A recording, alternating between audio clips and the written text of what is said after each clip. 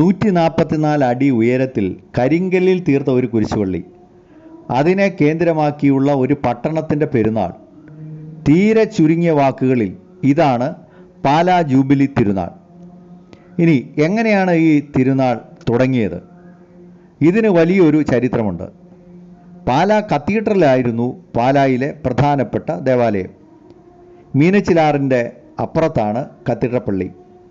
പഴയ കാലത്ത് എന്ന് പറഞ്ഞാൽ 1800കളുടെ ആരംഭത്തിൽ കടന്നാണ് ആറിൻ്റെ ഇക്കരയുള്ളവർ കത്തീഡ്രൽ പള്ളിയിൽ കുർബാനയ്ക്ക് പോയിരുന്നത്.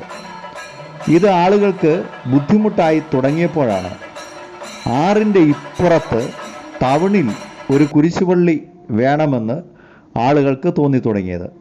അങ്ങനെ 1837 ടൗണിൽ ഒരു കുരിശുപള്ളി സ്ഥാപിതമായി. അത് തോമാസ് ലീഹായുടെ നാമത്തിലായിരുന്നു. പിന്നെ എങ്ങനെയാണ് ഇത് ജൂബിലി കപ്പേളയായത്? ജൂബിലി തിരുനാൾ എങ്ങനെയാണ് ഉണ്ടായത്? അതിന് വേറൊരു ചരിത്രമുണ്ട്. 1904 ഈ സംഭവങ്ങളെല്ലാം നടക്കുന്നത്. 1904 ജൂബിലി വർഷമായിരുന്നു. എന്ന് പറഞ്ഞാൽ മാതാവിൻ്റെ അമലോത്ഭവം 9ാം പിയൂസ് പാപ്പ വിശ്വാസ സത്യമായി പ്രഖ്യാപിച്ചിട്ട് 50 വർഷമായി. സുവർണ ജൂബിലി വർഷമായിരുന്നു അത്. അതിനാൽ ടൗണിൽ മറ്റൊരു കപ്പേള പണിതു. അതിന് കാരണം ആദ്യത്തെ കപ്പേള ഭാഗികമായി നശിപ്പിക്കപ്പെട്ടിരുന്നു. പുതുതായി പണിത കപ്പേളയ്ക്ക് ജൂബിലി കപ്പേള എന്ന് പേരിട്ടു. അമലോത്ഭവ തിരുനാൾ ദിനമായ ഡിസംബർ 8 ജൂബിലി തിരുനാളായി ആഘോഷിക്കാനും തുടങ്ങി. അതായത് ഈ തിരുനാൾ ആഘോഷിക്കാൻ തുടങ്ങിയിട്ട് ഒരു നൂറ്റാണ്ടായി എന്ന് ചുരുക്കം. ജൂബിലി തിരുനാൾ തുടങ്ങിയതോടെ മാതാവിൻ്റെ അമലോത്ഭവ സ്വരൂപത്തിന് വലിയ കീർത്തിയായി. പാലാപ്പള്ളിക്കാരനായ തയ്യിൽ എസ്തപ്പാനോസച്ചൻ ഫ്രാൻസിൽ നിന്ന് കൊണ്ടുവന്ന അമലോത്ഭവ മാതാവിൻ്റെ മനോഹരമായ തിരുസ്വരൂപം കപ്പേളയിൽ പ്രതിഷ്ഠിക്കപ്പെട്ടു. അങ്ങനെ ആ രൂപമാണ് പരസ്യ വണക്കത്തിനായി പ്രതിഷ്ഠിക്കപ്പെട്ടു തുടങ്ങിയത്. ഇതൊക്കെയാണെങ്കിലും ഇപ്പോൾ നാം കാണുന്ന ഈ വമ്പൻ കുരിശുപള്ളി ഉണ്ടായത് പിന്നീട് ഒരു 50 വർഷം കൂടി കഴിഞ്ഞാണ്. അതായത് 1950 പാലാരൂപത സ്ഥാപിതമായതിനു ശേഷം പ്രഥമ മെത്രാൻമാർ സെബാസ്റ്റ്യൻ വയലിൻ്റെ ആഗ്രഹപ്രകാരമാണ് ഈ കുരിശുപള്ളി പണിയപ്പെട്ടത്. 1955 പണി തുടങ്ങി. മണർകാട് കൊട്ടുപള്ളി കുടുംബാംഗങ്ങളുടെ നേതൃത്വമുണ്ടായി. 22 വർഷമെടുത്തു പണി പൂർത്തിയാക്കാൻ. 14,444 കരിങ്കൽ പാളികൾ അതിനായി ഉപയോഗിച്ചു.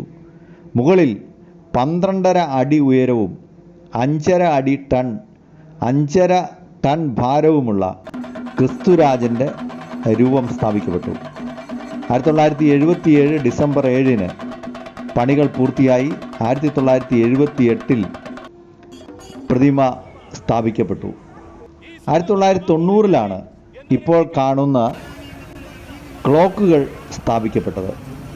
കുരിശുപള്ളിയുടെ മറ്റൊരു പ്രത്യേകത 3 പള്ളികൾ ഒരുമിച്ചാണ് ഈ തിരുനാളുകൾ നടത്തുന്നത്. ഇതിൻ്റെ നടത്തിപ്പിന് മേൽനോട്ടം വഹിക്കുന്നത്. 1934 ചങ്ങനാശ്ശേരി മെത്രാൻ മാർ ജെയിംസ് കാളാശ്ശേരിയുടെ നിർദ്ദേശത്തെ തുടർന്ന് കത്തീഡ്രൽ, ലാലം പഴയ പള്ളി, ലാലം പുതിയ പള്ളി എന്നീ 3 പള്ളികൾ ഒരുമിച്ചാണ് തിരുനാൾ സംഘടിപ്പിക്കുന്നത്. ജാതി മതഭേദമന്യേ അനേകായിരങ്ങൾ, 10,000കണക്കിന് ആളുകൾ ഒഴുകിയെത്തുന്നു.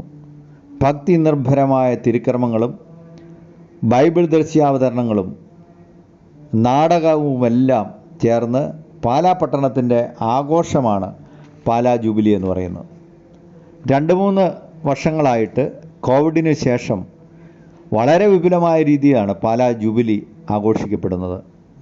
ജൂബിലിയോടനുബന്ധിച്ച് ജൂബിലി ഘോഷയാത്രയുണ്ട്, സാംസ്കാരിക വിഭവങ്ങളുണ്ട് അതിൻ്റെ അകത്ത്.